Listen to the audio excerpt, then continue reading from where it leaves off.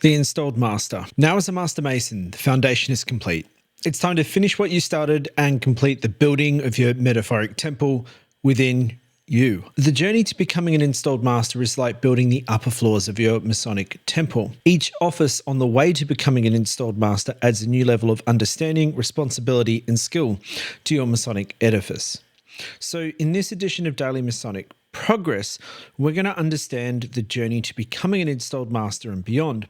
We'll guide you through the process of advancing through the different offices of the lodge. We'll examine what the concept of progressive office is in Freemasonry, as well as the significance that it plays in a Mason's development, and understand the ongoing opportunities for growth and service in Freemasonry that is beyond the master's chair. And by the end of this episode, you're going to have a comprehensive understanding of the journey to becoming an installed master, as well as what the skills and knowledge that you'll gain along the way are. My name is Right Worshipful Brother Darren Allatt, and for the past 17 years, I've been studying and practicing Freemasonry. And today I'm going to share with you what I've learned and discovered, because my goal is to help you understand the timeless lessons and principles that Freemasonry has to offer so that you can apply them in your own life. But first, we need to understand what is the concept of progressive office in Freemasonry. But first, in Freemasonry, the system of progressive office is a carefully designed journey that prepares a master mason for leadership within the lodge and for personal growth outside of it.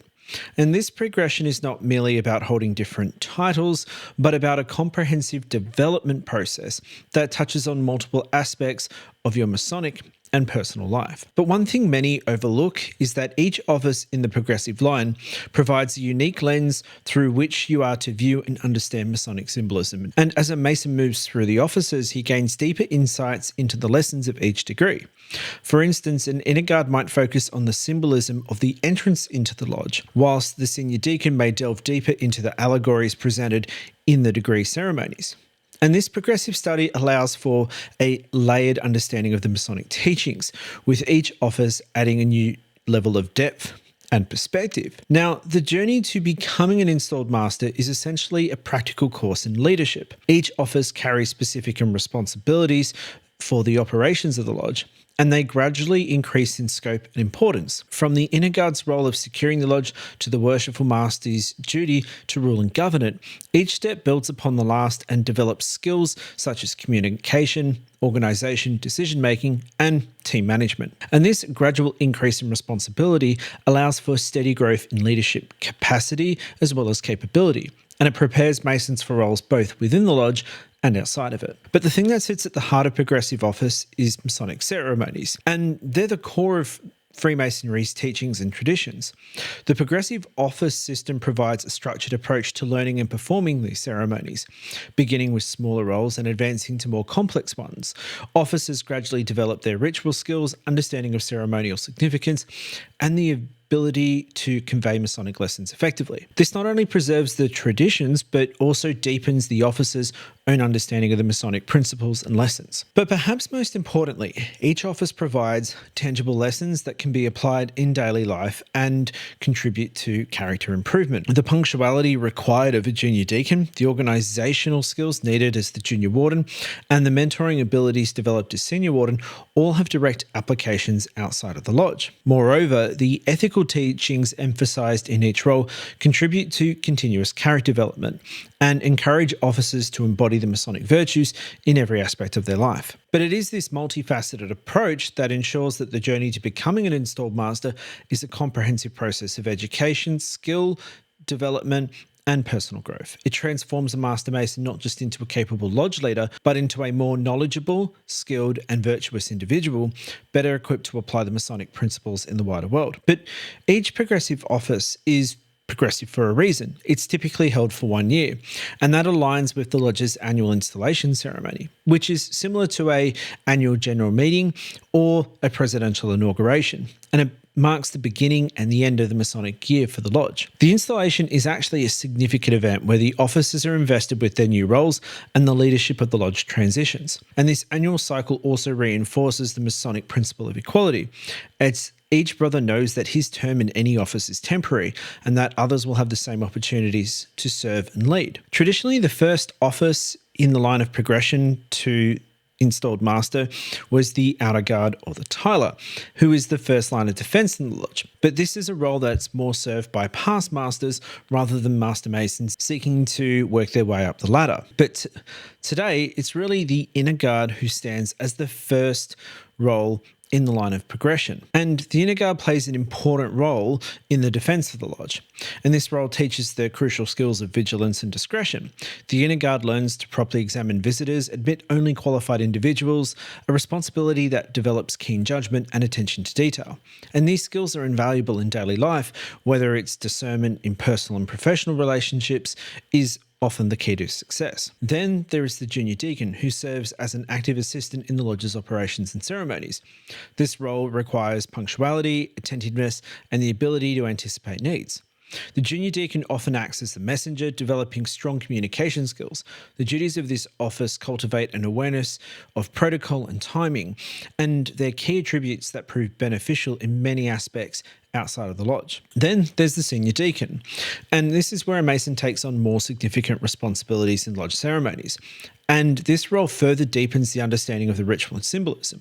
The senior deacon often carries candidates through the second and third degree ceremonies, while the junior deacon typically only does the first, a duty that nurtures leadership skills and the ability to provide clear instruction. It's these capabilities that translate into mentoring and training roles in professional settings. Then you have the first or the most junior of the principal officers, the junior warden, who is symbolically represented by the plum rule and emphasises the importance of moral uprightness. Junior warden oversees the brethren during periods of refreshment, which is typically organising the lodge dinner as well as the social functions. His duty develops skills in event planning, budgeting and management. The junior warden must coordinate with caterers, kitchen staff and ensure that the social aspects of Freemasonry are well maintained. The role teaches the importance of fostering brotherhood beyond ritual work and how to create an environment that encourages fellowship and strengthens fraternal bonds. Then is the second of the principal officers, the senior warden. And his symbol is the level. And the senior warden learns to ensure that equality and harmony among the brethren is important. He's the second in command to the worshipful master and has significant responsibilities in managing the productivity of the lodge. This includes ensuring that the ceremonies are organised and every role for the performing of the ritual is filled. The aspect of this role develops strong organisational skills and people management, teaching the senior warden how to delegate effectively and manage a team to achieve common goals. Additionally, the senior warden serves as the head of the membership committee, and it's in this capacity he's responsible for overseeing initiatives to attract new members, retain current ones, and re-engage those that have become less active. And then there is the worshipful master, or the head of a lodge. But in order for a master mason to become the worshipful master, each lodge holds an annual installation. And this is where that master mason, who is nominated by the brethren of his lodge to lead them, is then installed into the chair of King Solomon. And hence we arrive at the term installed master. So then, as an installed master, who is now the elected leader of the lodge, the worshipful master, you preside over the lodge much like how any general manager, CEO or president presides over an organisation. The idea of the worshipful master is to embody the wisdom of King Solomon, and it's actually the highest elected office and the highest honour a lodge can bestow on any of its members. Being a worshipful master requires a comprehensive understanding of the Masonic practices, the ritual, and its philosophies, but those are developed over the course of this progressive office. The thing is, the worshipful master must demonstrate impartial judgment, decisive leadership, and the ability to inspire and guide others. And this role develops executive level skills applicable to those senior leadership positions in any organisation. But the thing to remember is each of these offices builds upon the last, and as Masons progress through these roles, not only do they gain a deeper understanding of the Masonic principles and practice, but also develop a robust set of leadership skills that can be applied in any area of life. And it's this journey that prepares them not just to be effective leaders in the lodge, but to be upright, skilled and wide leaders in their communities and their professions. So what's next after your term as worshipful master of the lodge is complete? Well, it provides you as an opportunity to install your successor as the next worshipful master. And then after doing so, your journey's not over because you're now the immediate past master. You see, the role of the IPM or immediate past master is a crucial one, and it's about maintaining continuity in lodge leadership.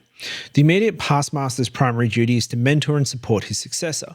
the new Worshipful Master. It's here he provides guidance based upon his recent experience and helps the new Master navigate challenges as well as ensure a smooth transition of leadership. And this role teaches the valuable skill of being able to step back and support others' success, a trait that's highly valued in many businesses. As with any annual cycle of progression, there will come a time for your successor to install his successor. But now you're going to join the other past masters of the lodge who, whilst they do sit on the backbench, they continue to play a crucial role in the continued success of the lodge, Freemasonry, and it's an opportunity to continue your own personal development. There are numerous ways to continue serving, learning, and growing.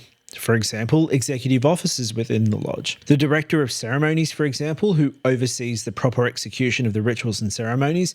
It requires someone with a deep understanding of the ritual and the ability to guide others in its performance.